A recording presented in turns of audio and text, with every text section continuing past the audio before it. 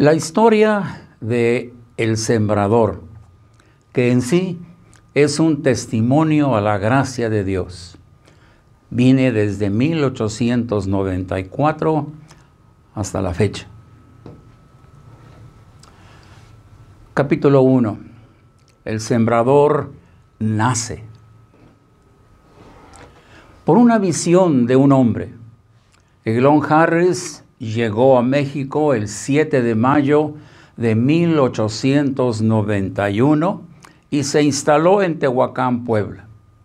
Desde 1891 a 1893, su trabajo en México fue evangelizar usando folletos y una voz potente que le había dado Dios. Estaba convencido de lo útil que es la palabra impresa al presentar el Evangelio. Y algo que observó fortaleció su visión.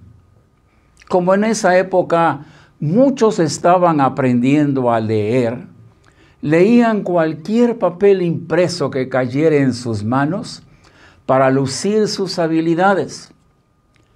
Y don Eglon pensó, si esto fuera un folleto con el Evangelio, ¿cuántos predicarían el Evangelio sin saberlo? Y si regáramos esta lectura con nuestras oraciones, Dios hará que la semilla sembrada dé mucho fruto. Pero se presentó un problema. Los esposos Bright, quienes imprimían buen material en Orizaba, se iban a Perú. Los que podían conseguirse de España tenían un lenguaje un tanto diferente al que los trabajadores en fábricas de la región y los campesinos, pues tal vez no lo entenderían. Los que venían del norte no eran muy apegados a la Biblia y atacaban fuertemente las tradiciones religiosas del pueblo. Serían rechazados de inmediato. Ante este dilema, Dios le dijo, te toca a ti imprimirlos.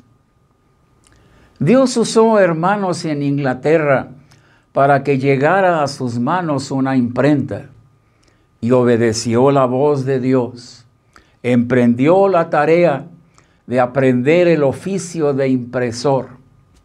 Tenía mucho que aprender, pero Dios lo había preparado desde sus épocas en los talleres del ferrocarril para la tarea.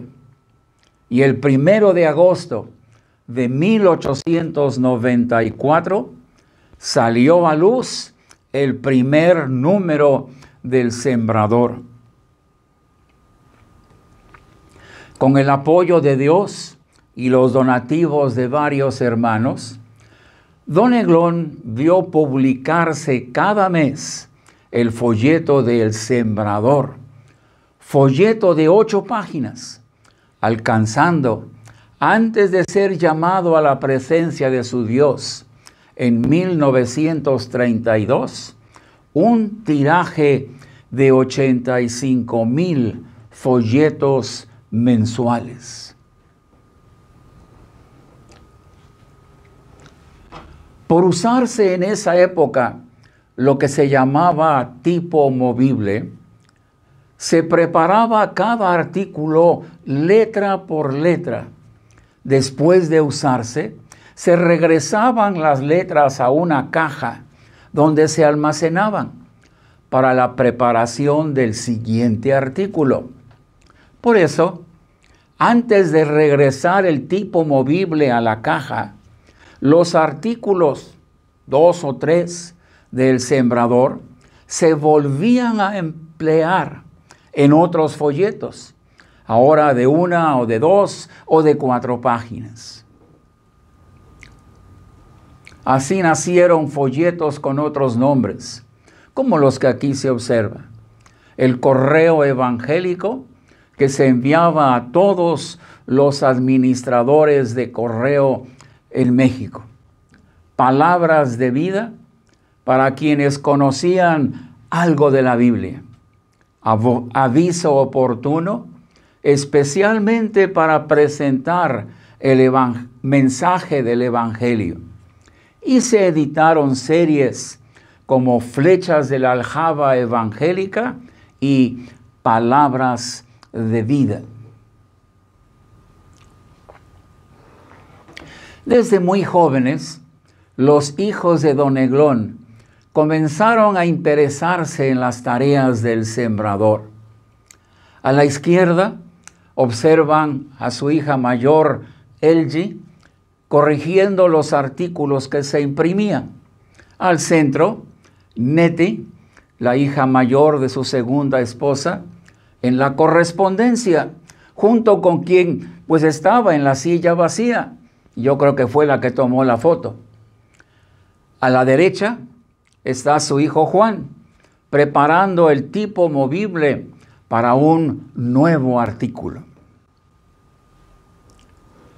Al fondo vemos un cuadro que ha inspirado a 4 generaciones.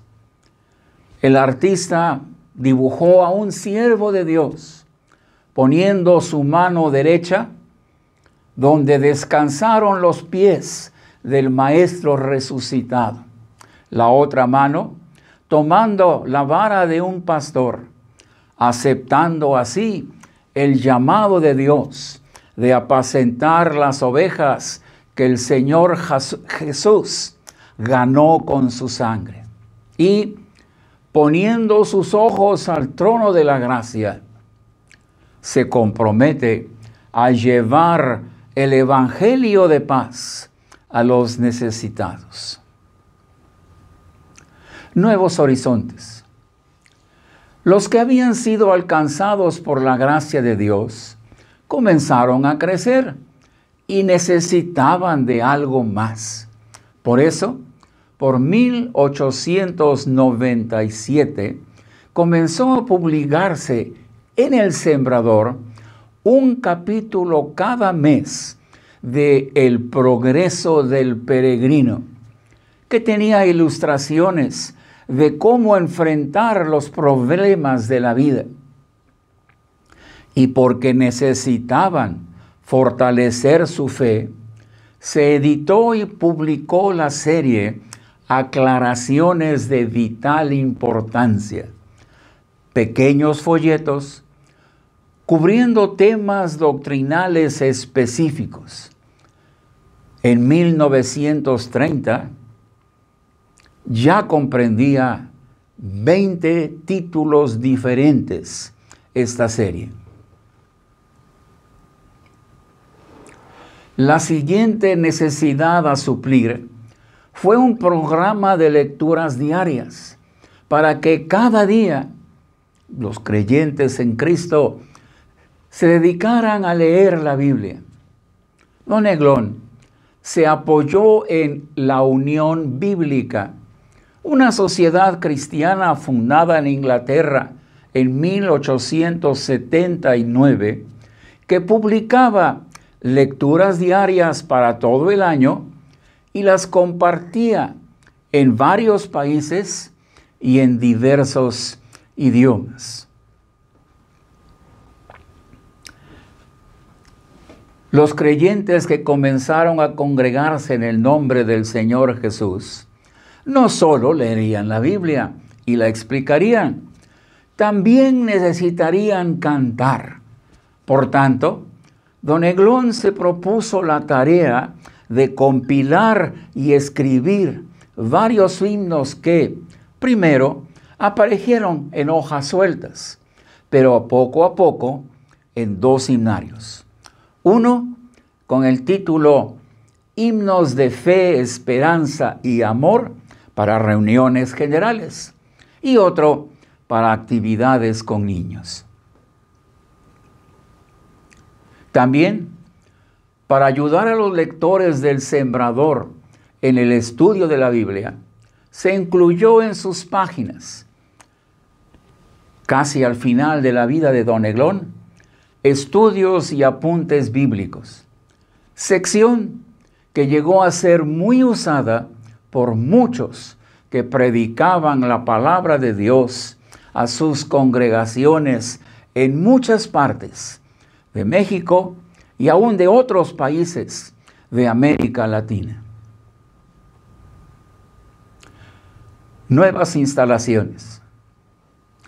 En agosto de 1829, Dios le concedió a don Eglón comprar una finca ubicada en la calle Real, hoy Oriente 6, con el número 56. En ella separó una parte para ubicar los talleres del sembrador y destinó la otra para levantar un templo donde se reuniría la iglesia del Señor en Orizaba. El resto de ella fue donde vivirían él, su esposa y sus hijos. Algo curioso, algo que no ha cambiado, es el apartado de correos número 28, que se ha usado desde el 1 de agosto de 1894 hasta la fecha. Esto resume la visión de un siervo de Dios, la visión de usar la imprenta para propagar el Evangelio en México. Capítulo 2. El sembrador continúa. Pensaremos en el trabajo de sus hijos, Juan, Guillermo y la señorita Nete. Cuando Dios llamó a su siervo a descansar, el 11 de noviembre de 1932, sus hijos ya habían entrado en sus labores. Don Juan en el trabajo de escribir y editar tanto el sembrador como los diferentes folletos que se publicaban. Don Guillermo cubrió los trabajos de mantenimiento y construcción. La señorita Neti se encargó de lo correspondiente a la correspondencia y ayudó en la elaboración de los paquetes que se enviaban por correo a diferentes partes de la República Mexicana y al extranjero. Nueva maquinaria. Por el año de 1944, el señor de la mies les proveyó de una prensa de alimentación automática que podía imprimir los folletos del sembrador a una velocidad mucho mayor. Esto les permitió cumplir con la demanda de literatura que se había incrementado considerablemente. También se pudo ampliar el número de diferentes publicaciones que se imprimían. En 1953, para reforzar el estudio de la Biblia, se añadió notas sobre la porción diaria, que fueron comentarios que se copiaban de Argentina y de España sobre la porción que se leía cada día según la Unión Bíblica, proyecto que, si recuerden, fue presentada por don Eglón en 1928. También se actualizaron y añadieron más títulos de la serie Aclaraciones de Vital Importancia, pensando en la necesidad de presentar la verdad, mucho más que combatir el error ante la aparición de muchas doctrinas falsas y, tristemente, de la desaparición de muchas verdades en la enseñanza que se daba desde el público. Por 1948 se integró a las labores del sembrador don Ronaldo, hijo mayor de don Juan y doña Olivia. Don Enrique, un hermano de Estados Unidos, interesado en la distribución de folletos en cárceles de México, buscó lo publicado por el sembrador para apoyar su trabajo. Después de algunas visitas, decidió donar maquinarias para que, al apoyar su trabajo, pues quería que se enviara mucho material impreso a la isla de Cuba, donde él y otros siervos de Dios también trabajaban repartiendo folletos. Entre la maquinaria que regaló fue un linotipo, para ya no usar el tipo movible y otra vez rebajar mucho en el tiempo de producción. Y otra prensa automática, idéntica a la que ya se tenía, para aumentar la producción a 440,000 folletos. Don Guillermo se encargó de poner en operación estos dos nuevos equipos. Don Ronaldo aprendió a operar el linotipo y pronto se alcanzó la producción máxima de los folletos del sembrador. Fue un total de 440,000 ejemplares cada 2 meses. Estos se enviaban a todos los países de habla español y a otros donde personas de estos países habían emigrado en busca de trabajo, pues siervos de Dios estaban interesados en compartir con ellos la palabra de Dios. En esa época se depositaban los paquetes en el correo y se cobraban por su peso total. No se tenía que estampillar cada paquete. Esto hacía muy económico el envío a tantos lugares. Cada 2 meses salían de los talleres del sembrador como 7 de estos envíos a todas partes de nuestro continente y a algunos países de Europa. Están observando a 2 colaboradores nuestros, don Oliverio Ayala y don Alfonso Martínez. Siguiendo la labor de su padre, don Juan tradujo y escribió varios himnos para el himnario Himnos de Fe, Esperanza y Amor. Y se imprimió el que se usaría en la escuela dominical, Himnos de Sión. Para 1962, don Eglón, tercer hijo de don Juan y doña Olivia, se integró a las labores del sembrador junto con su esposa, doña Judith. En 1977 se vio otra necesidad, la alimentación de la grey del Señor que Él ganó con su sangre. Los hermanos Ronaldo y Eglón se dieron la tarea de diseñar un plan de estudios que cubriría toda la Biblia en 4 años. Este comenzó a usarse en enero de 1978.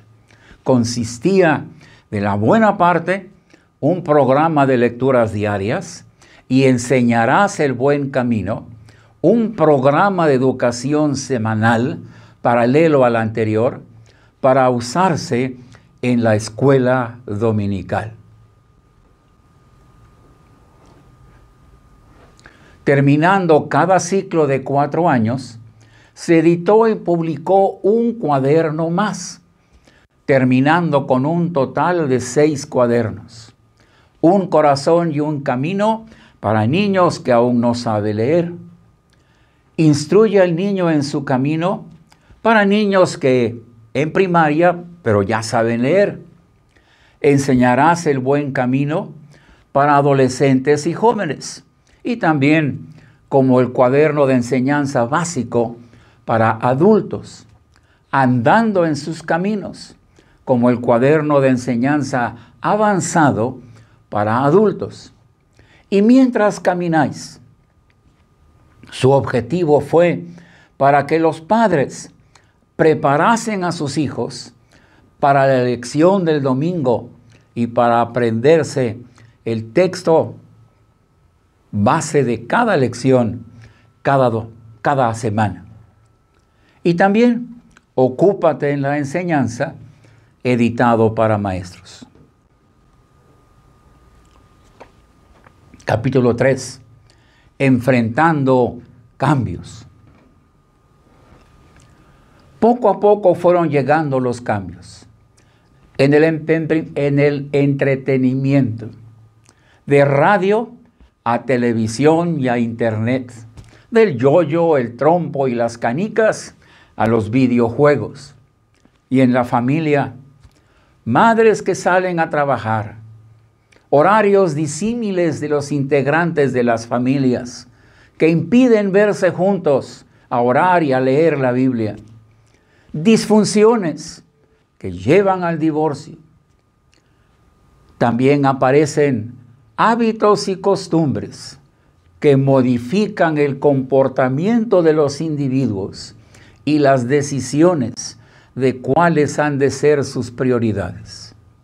Todo impactando nuestra visión, nuestro trabajo y nuestro compromiso. Todo se hace más complejo, más amplio y más necesario.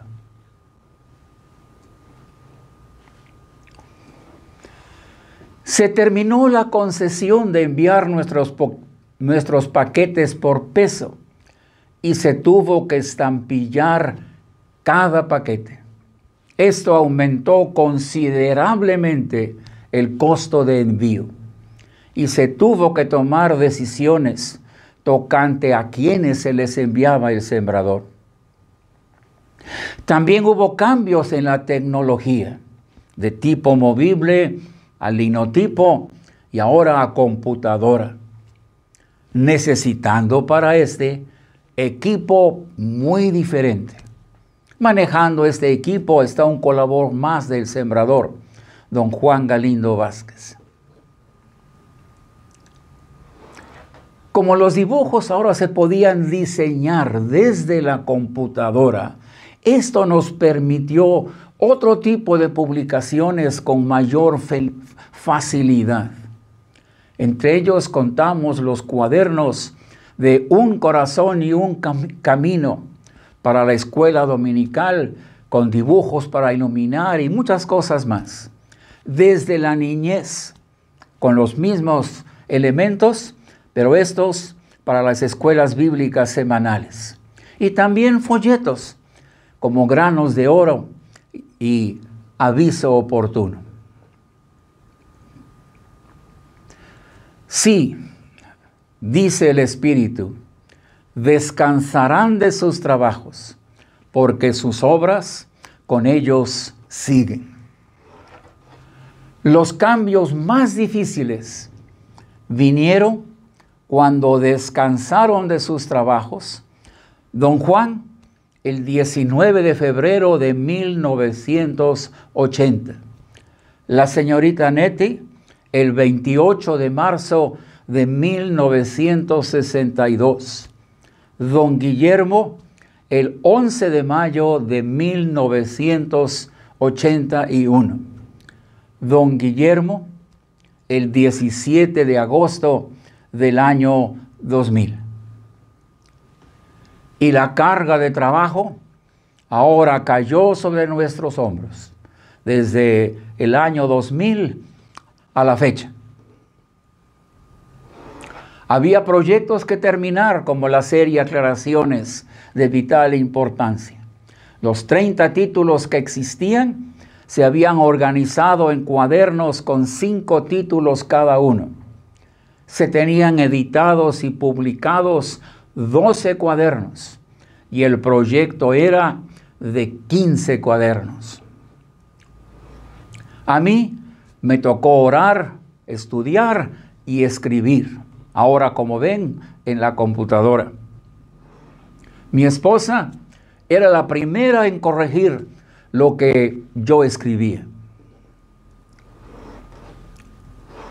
Así llegamos a producir una gran variedad de materiales impresos.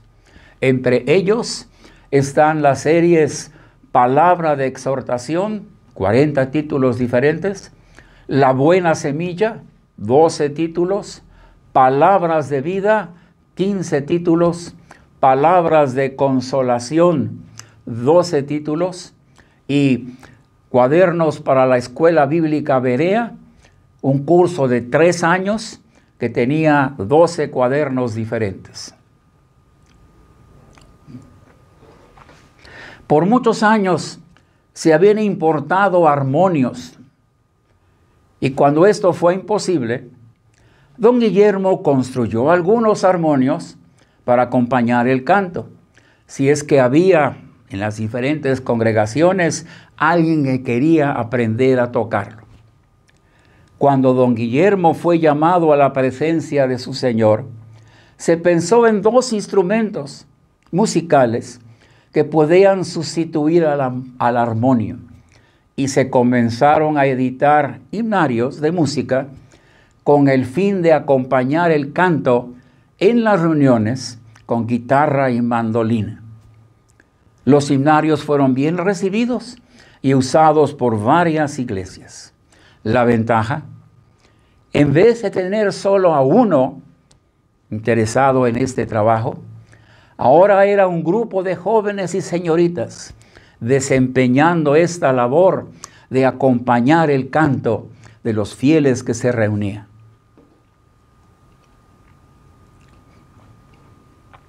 Los 4 himnarios que hoy producimos son himnos de fe, esperanza y amor para reuniones generales. Hosana en las alturas para la escuela dominical. Cantad alegres a Dios para reunión de jóvenes y adolescentes. Himnos de Navidad para recordar el nacimiento de Cristo. Para todos ellos producimos tanto himnarios de letra como de música para poder acompañar el canto.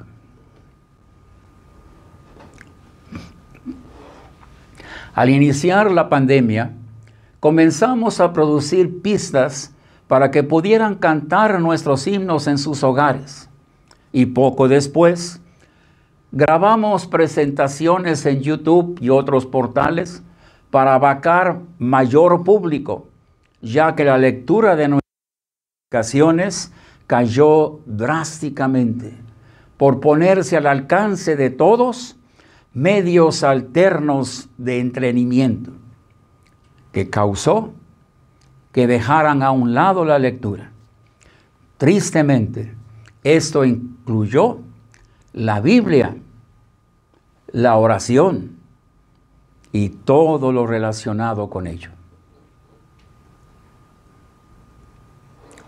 Ante la proximidad de que el día de gracia llegue a su ocaso, sentimos la urgente necesidad de despertar a la iglesia de su letargo mediante todos los medios que Dios ponga a nuestro alcance. En momentos como estos, nos es impuesta la necesidad que señaló el Señor de la mies. Él dijo en Lucas 8:1, la necesidad de orar siempre y no desmayar.